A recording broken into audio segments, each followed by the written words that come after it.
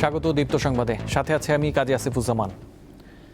সক্রিয় মৌসুমি বায়ুর প্রভাবে আজ রংপুর বিভাগে ভারী থেকে অতি ভারী বৃষ্টির পূর্বাভাস দিয়েছে আবহাওয়া অধিদপ্তর। আবহাওয়া অধিদপ্তরের ঝড় সতর্কীকরণ কেন্দ্রের সতর্কবার্তায় বলা হয়েছে, সক্রিয় মৌসুমি বায়ুর প্রভাবে শনিবার সকাল 9টা থেকে পরবর্তী 24 ঘন্টায় রংপুর বিভাগের কোথাও কোথাও ভারী থেকে অতি ভারী বর্ষণ হতে পারে। এদিকে কুড়িগ্রামের ধরলা, তিস্তা, দুধকুমার নদের বিভিন্ন পয়েন্টের সমতলে পানি কমতে থাকায় বন্যা পরিস্থিতি ধীরে ধীরে উন্নতি হচ্ছে। নদ নদী, তীরবর্তী চর ও নিচু এলাকার সড়ক ও বসতবাড়ি থেকে পানি সরে যাওয়ায় স্বস্তি ফিরেছে বন্যার্তদের মাঝে। অন্যদিকে ব্রহ্মপুত্রের চিলমারি, নুনখাওয়া ও হাতিয়া পয়েন্টে পানি স্থিতিশীল থাকলেও তা বিপদসীমার নিচ দিয়ে প্রবাহিত হচ্ছে।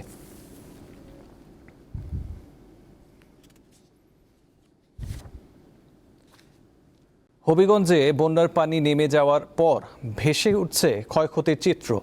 জেলার কয়েক হাজার হেক্টর ফসলি জমি, মাছের ঘের ও বসতি ভিটা ক্ষতিগ্রস্ত হয়েছে, যার প্রাথমিক আর্থিক ক্ষয়ক্ষতির পরিমাণ শত কোটি টাকা ছাড়িয়েছে।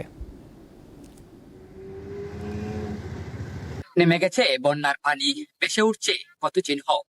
ভারী বর্ষণ ও পাহাড়ি ডলে হবিগঞ্জ সদর উপজেলার লস্করপুর ইউনিয়নের কালীগঞ্জে খোয়াই নদীর বাঁধ ভেঙে প্লাবিত হয় 3টি ইউনিয়নের অর্ধশতাধিক গ্রাম।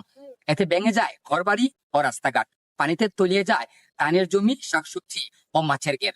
এতে চরম ক্ষতিগ্রস্ত হয়েছেন কৃষক, দিনমজুর ও অসহায় পরিবার। খোয়াই নদী ভাঙার আগে আমাদের গ্রামে অনেক ফসল ছিল, ধান এবং মরিচ, শসা, কিন্তু খোয়াই নদী ভাঙার পর আমাদের এগুলো নষ্ট হয়ে গেছে। প্রায় অনুমানিক 5 লক্ষ টাকার মতন আমার নষ্ট হয়ে গেছে। যদিও আমরা গরিব মানুষ, কিছু করছিলাম, আমাদের পুরা ফসলটা গেছে গা। আওয়ারের ফসল, কালীগঞ্জের গ্রামের ফসল, লস্করপুরের ইউনিয়নের ফসল আছে, সবটাই গেছে গা। সংশ্লিষ্টরা জানান, ঘরবাড়ি, রাস্তাঘাট, কৃষি ও মৎস্যখাতে জেলায় ক্ষয়ক্ষতির পরিমাণ দাঁড়িয়েছে শত কোটি টাকায়।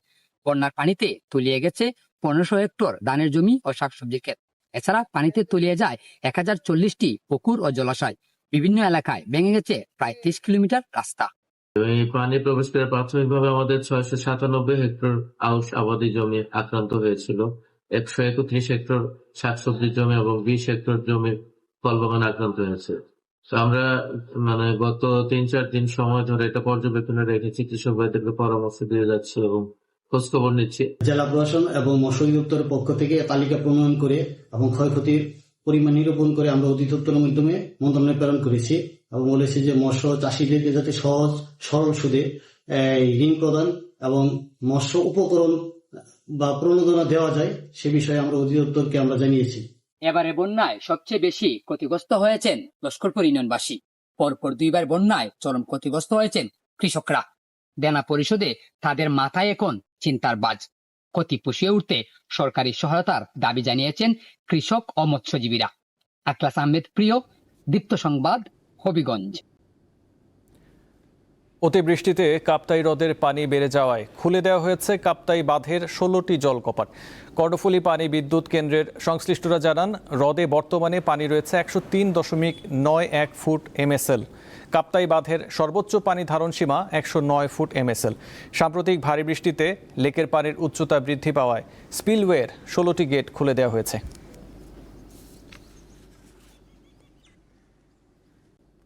এ বিষয়ে আরও বিস্তারিত জানাতে সেখান থেকে সরাসরি যোগ দিয়েছেন সহকর্মী মিশু দে। কথা বলবো তার সাথে। মিশু, বাঁধের জলকপাট কতদিন খোলা থাকবে আর এ বিষয়ে কর্মকর্তারা কি বললেন আমাদের জানান।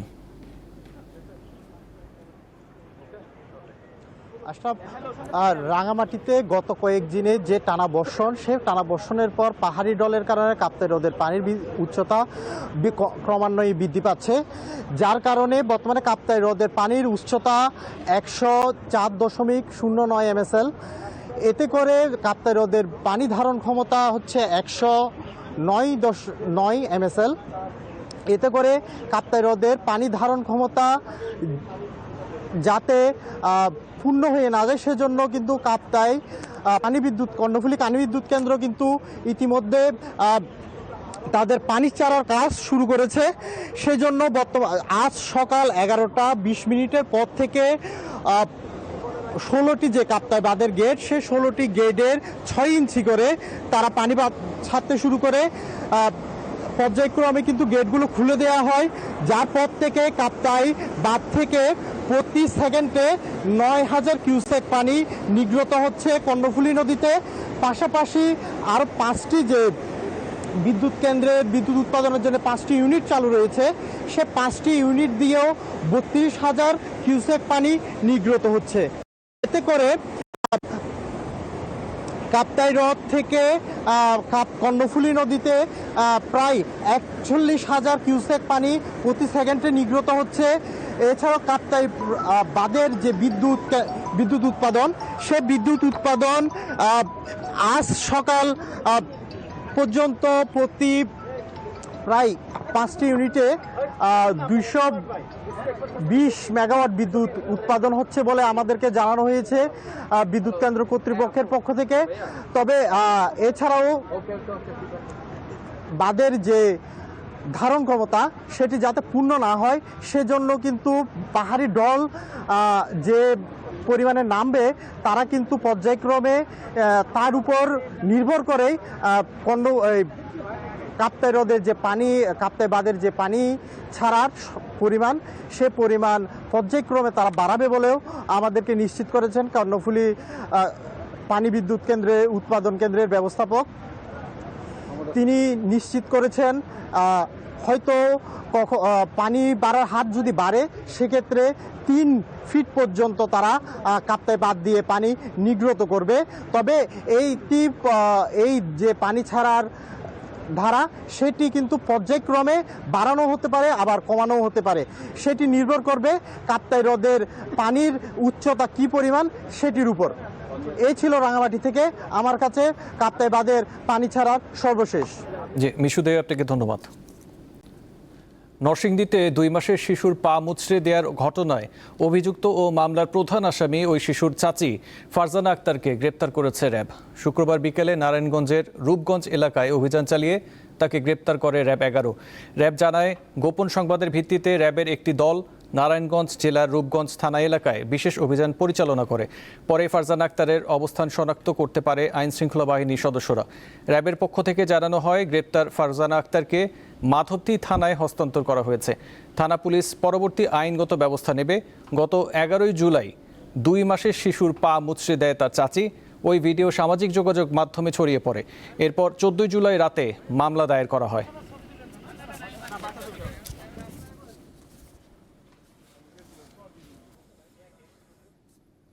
শুষ্ক মৌসুমে পানির অভাব, বর্ষায় বন্যা ও নদী ভাঙ্গন, এসব সমস্যায় তিস্তা অঞ্চলের কোটি মানুষের জীবন জর্জরিত। এ থেকেই জন্ম তিস্তা মহাপরিকল্পনার। এই প্রকল্পে চীনের অংশগ্রহণ নিয়ে আলোচনা চলছে। বিশেষজ্ঞরা বলছেন, তিস্তা একটি অস্থির নদী, তাই নদী শাসনের ওপর গুরুত্ব দেওয়ার পাশাপাশি প্রকল্প বাস্তবায়নে পরিবেশগত দিক বিশেষভাবে বিবেচনায় রাখতে হবে।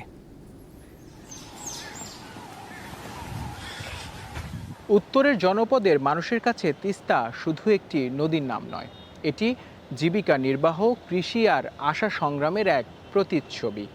বর্ষার ভাঙ্গনের তাণ্ডব আর শুষ্ক মৌসুমে পানির তীব্র সংকট, এই 2 চরম বাস্তবতার মাঝেই বছরের পর বছর বসবাস করে আসছে তিস্তাপাড়ের লাখো মানুষ। দীর্ঘদিনের এই ভোগান্তির স্থায়ী সমাধানের নতুন করে আশার আলো দেখাচ্ছে বহুল আলোচিত তিস্তা মহাপরিকল্পনা। আর এই মহাপরিকল্পনায় সামিল হতে চায় চীন ও ভারতের মতো 2 পরাশক্তির দেশগুলো। তাহলে প্রশ্ন হচ্ছে, তিস্তা মহাপরিকল্পনা বাস্তবায়নে কোন পথে হাঁটবে সরকার? আর এই মহাপরিকল্পনা বাস্তবায়ন হলেই বা কি সুফল বয়ে আনবে তিস্তাপাড়ের লাখো মানুষের ভাগ্যে? নীলফামারী, লালমনিরহাট, রংপুর, কুড়িগ্রাম ও গাইবান্ধা সহ দেশের উত্তরাঞ্চলে বিস্তীর্ণ জনপদ জুড়ে প্রবাহিত হয়েছে তিস্তা নদী। প্রতিবেশী দেশ ভারত 1983 সালে তিস্তার উজানে গজলডোবা ব্যারেজ নির্মাণ করলে বাংলাদেশে তিস্তার পানি প্রবাহ কমে যায়। 1990 সাল থেকে তিস্তা নদী কেন্দ্র করে বাংলাদেশের পরিকল্পনা শুরু হয়। তবে মহাপরিকল্পনার রূপটি 2010 সালের পর সামনে আসে। 2016 সালে চীনের রাষ্ট্রীয় প্রতিষ্ঠান পাওয়ার চায়না এ প্রকল্পে আগ্রহ প্রকাশ করলে এটি আন্তর্জাতিক মনোযোগ পায়। তিস্তা মহাপরিকল্পনা হলো বাংলাদেশের উত্তরাঞ্চলে প্রবাহিত তিস্তা নদীকে কেন্দ্র করে প্রস্তাবিত একটি সমন্বিত নদী উন্নয়ন ও ব্যবস্থাপনা প্রকল্প। তিস্তা মহাপরিকল্পনায় যা যা রয়েছে, নদীর গভীরতা বাড়াতে ও ভাঙন রোধে করা হবে ড্রেজিং এবং স্থায়ী বাঁধ নির্মাণ, শুষ্ক মৌসুমে সেচ কাজের জন্য জলাধার ও খাল খননের মাধ্যমে পানির প্রবাহ নিশ্চিত করা, নদীর দুই ধারে চীনের জিয়াংশু প্রদেশের আদলে পরিকল্পিত আধুনিক শহর গড়ে তোলা, কৃষিভিত্তিক অর্থনীতিকে চাঙ্গা করতে আধুনিক সেচ নেটওয়ার্ক তৈরি, বন্যা থেকে উত্তরবঙ্গের জনপদ রক্ষা ও নদীর পরিবেশগত ভারসাম্য বজায় রাখা।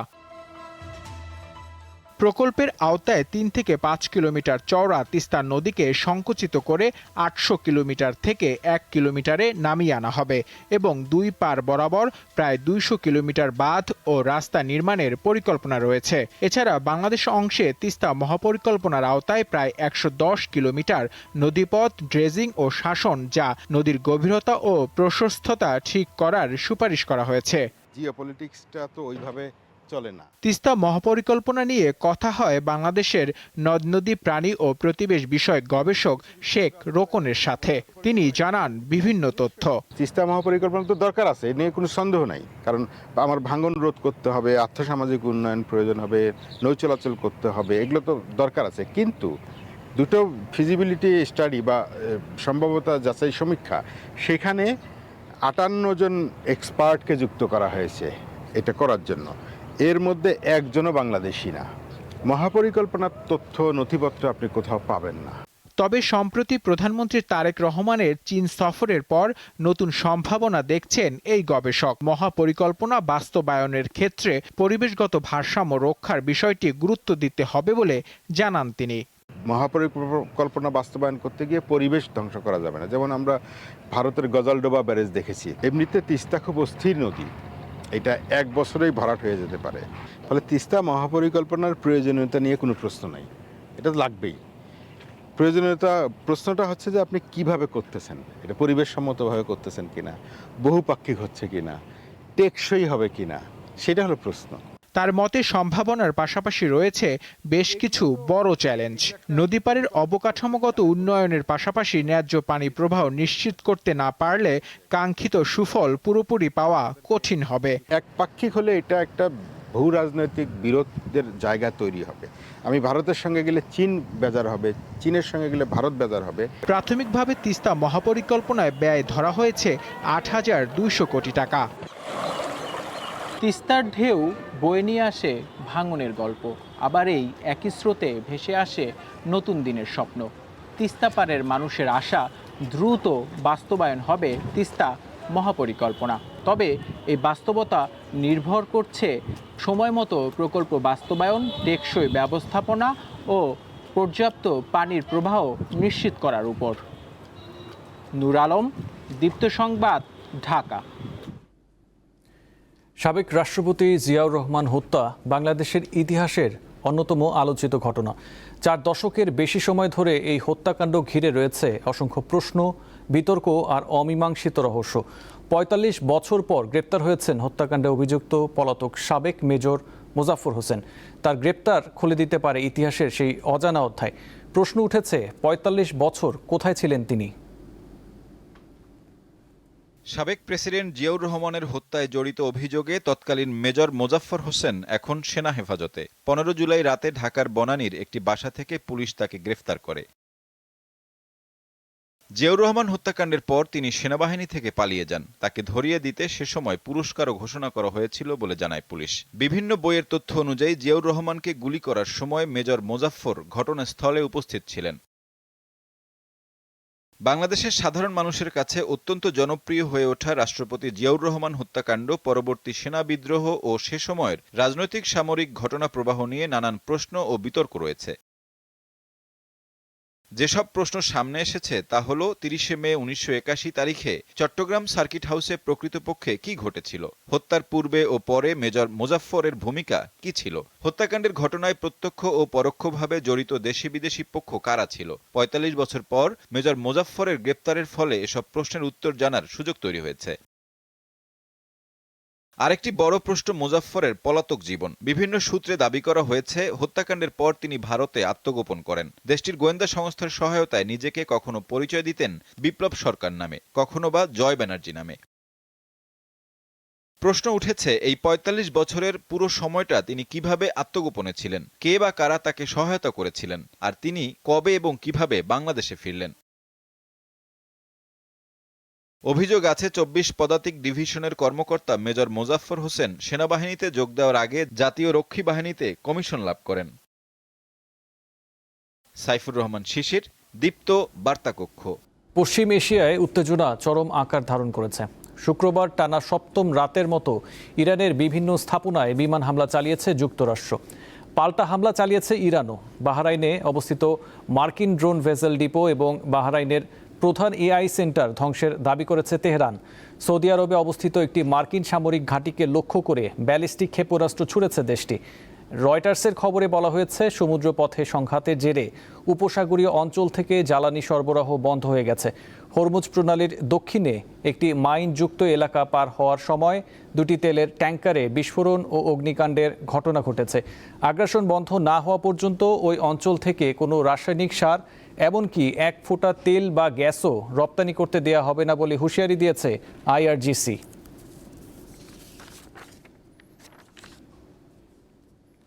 আই হ্যাভ আ প্ল্যান, এই কথা দিয়েই নতুন রাজনৈতিক অধ্যায়ের সূচনা করলেন যুক্তরাজ্যের ক্ষমতাসীন লেবার পার্টির নবনির্বাচিত নেতা অ্যান্ডি বার্নহ্যাম। শুক্রবার লেবার পার্টির নেতা নির্বাচিত হওয়ার মধ্যে দিয়ে বার্নহ্যামের নতুন ব্রিটিশ প্রধানমন্ত্রী হওয়ার পথ নিশ্চিত হলো। আগামী সোমবার 10 ডাউনিং স্ট্রিটে প্রধানমন্ত্রী হিসেবে তিনি কিয়ার স্টারমারের স্থলাভিষিক্ত হবেন। প্রধানমন্ত্রীর দায়িত্ব নেওয়ার আগেই অ্যান্ডি বার্নহ্যাম তার মন্ত্রিসভায় কে কে থাকবেন তা চূড়ান্ত করে নিচ্ছেন বলে জানিয়েছেন।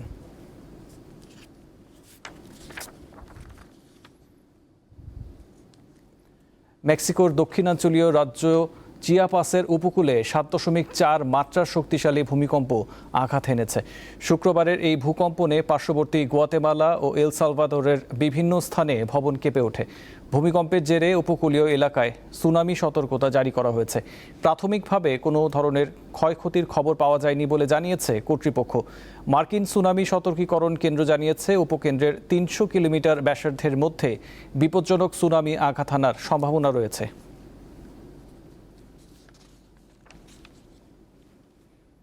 ভারতে শিক্ষামন্ত্রীর পদত্যাগের দাবিতে আমরণ অনশনরত সমাজকর্মী সোনম ওয়াংচুকের শারীরিক অবস্থার অবনতি হওয়ায় তাকে হাসপাতালে ভর্তি করা হয়েছে। অনশনের 21তম দিনে এসে তার স্বাস্থ্যের অবনতি ঘটলে আদালতের নির্দেশে এই পদক্ষেপ নেওয়া হয়। ভারতের সামাজিক যোগাযোগ মাধ্যম নির্ভর সংগঠন ককরোচ জনতা পার্টির সঙ্গে একাত্মতা প্রকাশ করে গত 28শে জুন থেকে অনশন শুরু করেন সোনম ওয়াংচুক। গত মে মাসে অনুষ্ঠিত বিভিন্ন নিয়োগ ও ভর্তি পরীক্ষার প্রশ্নপত্র ফাঁসের ঘটনায় লাখ লাখ শিক্ষার্থী ক্ষতিগ্রস্ত হয় কেন্দ্রীয় শিক্ষামন্ত্রী ধর্মেন্দ্র প্রধানের পদত্যাগ দাবি করেছে সংগঠনটি। এবারে খেলার খবর। দ্বিতীয় ম্যাচে জিম্বাবুয়েকে 34 রানে হারিয়ে টি-20 সিরিজে টিকে রইল বাংলাদেশ।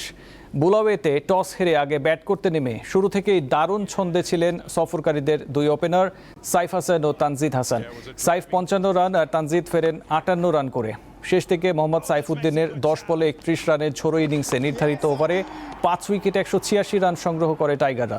জবাবে বিরতিহীনভাবে উইকেট হারিয়ে জিম্বাবুয়ে থামে দলীয় 152 রানে। সিরিজের প্রথম টি-20 32 রানে জিতেছিল স্বাগতিকরা।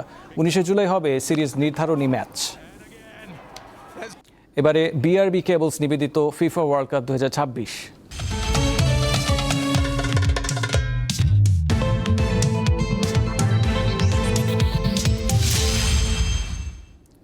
বিশ্বকাপের তৃতীয় স্থান নির্ধারণী ম্যাচকে অনেকেই গুরুত্বহীন বলে মনে করলেও ব্যক্তিগত অর্জন, দলের সম্মান এবং আর্থিক দিক থেকে এই ম্যাচের গুরুত্ব কম নয়। এবারও সেই লড়াইয়ে আজ মুখোমুখি হচ্ছে ফ্রান্স ও ইংল্যান্ড। একই সঙ্গে গোল্ডেন বুট ও গোল্ডেন বলের দৌড়ে লিওনেল মেসিকে ছাড়িয়ে যাওয়ার সুযোগ কিলিয়ান এমবাপ্পের। মিয়ামি স্টেডিয়ামে দু দলের লড়াই শুরু হবে রাত 3টায়।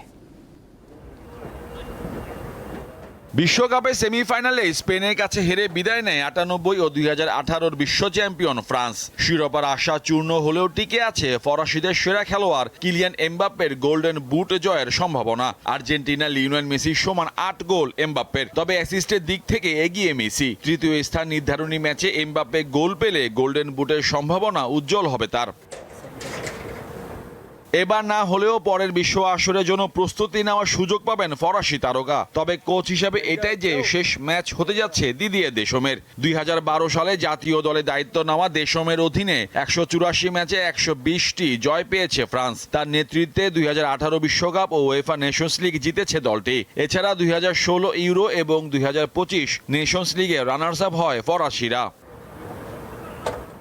দেশমে বিদায় ম্যাচকে তাই রাঙাতে চায় ডেম্বেলেরা। ম্যাচে কয়েকজন রিজার্ভ খেলোয়াড়কে সুযোগ দেওয়া হলেও ব্যক্তিগত মাইলফলকের কথা বিবেচনায় শুরুর একাদশে থাকবেন কিলিয়ান এমবাপ্পে। ইংল্যান্ড ফুটবল অ্যাসোসিয়েশনও ম্যাচটিকে গুরুত্বের সঙ্গে দেখছে। জিততে পারলে 1966 সালের পর বিশ্বকাপে এটি হবে থ্রি লায়ন্সদের সর্বোচ্চ সাফল্য। যদিও ইংল্যান্ডের প্রধান কোচ থমাস টুখেল জানান, আর্জেন্টিনার কাছে হেরে যাওয়ায় মানসিকভাবে দুর্বল হয়ে পড়েছে হ্যারি কেনরা। তাই নিয়মিত কয়েকজন খেলোয়াড়কে বিশ্রাম দিয়ে বেঞ্চের ফুটবলারদের সুযোগ দেওয়ার ইঙ্গিত দিয়েছেন প্রধান কোচ। সমান 6 গোল নিয়ে পরের অবস্থানে আছেন ইংল্যান্ডের হ্যারি কেন ও জুড বেলিংহাম। তাদেরও সুযোগ আছে এই ম্যাচে গোল সংখ্যা বাড়িয়ে গোল্ডেন বুটে দাবিদার হওয়ার। বিশ্বকাপে তৃতীয় স্থান নির্ধারণী ম্যাচের ইতিহাসও বেশ পুরনো। 1930 সালে প্রথম বিশ্বকাপে এটি ছিল না। 1934 সালে প্রথমবার চালু হয় তৃতীয় স্থান নির্ধারণী ম্যাচ। ফিফা তথ্য অনুযায়ী সবচেয়ে বেশি 6 বার তৃতীয় স্থান নির্ধারণী ম্যাচ খেলেছে জার্মানি।